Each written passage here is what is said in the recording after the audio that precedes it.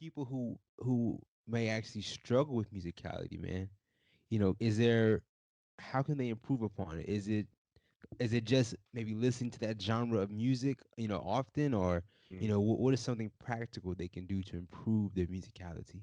So I'm going to give you a piece of advice that I hear the most, which is definitely valid, and then I'm going to give you my recommendation because I definitely have a lot of students that come up to me and ask me for advice in the kids world.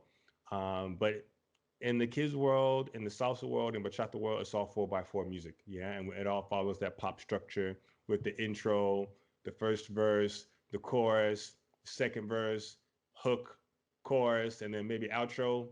Deviations from that for sure, but like that's the general consensus of that musical composition.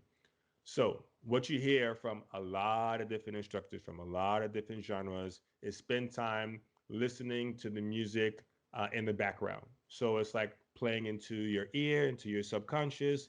That is Okay. very, very So like the valid background of your day, you mean, right? I just for sure. Yeah, okay, okay. Um, and that's passive.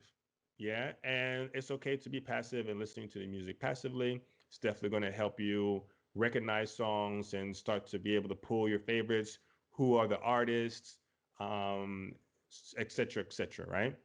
Um, I feel like if you want to be a serious student in regards to improving your musicality, I feel like that requires some studying and some Mm. intentional practice. Yeah. So practicing with a purpose. And one of those things can be to just take, and they have apps that can do this on your phone now, but take an app that can able to loop music and choose like 16 counts of a song and listen to that 16 counts 30 times. Yeah. Right. And now you get the chance to just take, instead of trying to take the whole meal of an entire song, Right, right, right. now you're taking a spoonful or a slice if it's a musical pie. And now you're able to just focus on that one part of the Exactly. music and see the similarities behind it. Yeah. If you want to take that a step further, again, listening to one part of the music, but then it's like, okay, the goal is for it to go into your ears, process in your brain, and then in your brain be able to move in some way that shows what you're hearing in that music. Yeah. So some people struggle with this from the ear to the brain to the nervous system to actually Right, move. right, Yeah. right. Exactly. So one way to kind of break that down into little chunks is like, okay, maybe write it down on a sheet of paper. Like, hey, okay, here's 16 counts: 1, 2, 3, 4, 5, 6, 7, 8. 1 8 count. 1, 2, 3, 4, 5, 6, 7, 8. Second 8 count, and like a graph, and then just kind of like, okay, there's this little boop boop boop boop, and you're like drawing like a musical sheet, if you Mm-hmm. will, where you're hearing the things on what count of the music. Yeah, because you have to know where the one is and where the next one is coming. Yeah.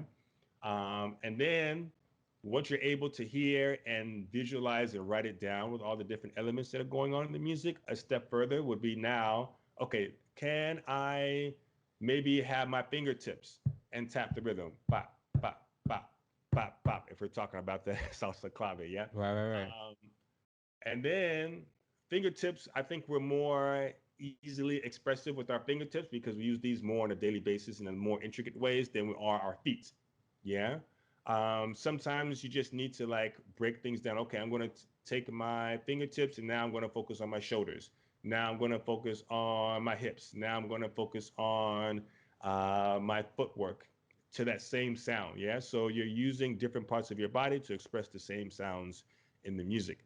And then from there, like as your brain capacity expands and what you're able to process, then it can go from 16 counts to 32 counts to 64 counts to like whole songs. And now you're able to like practice a whole song of musicality, but it definitely takes little by little step ways along the Yeah, way. yeah, definitely. I definitely. I understand what you mean by that.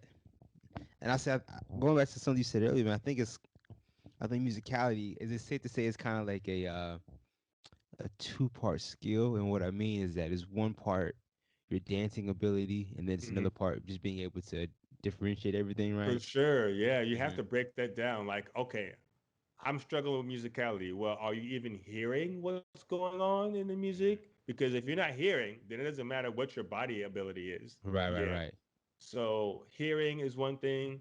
being able to move for one thing. And I would even add a third element into that, brother, and ask like, how does the music make you feel?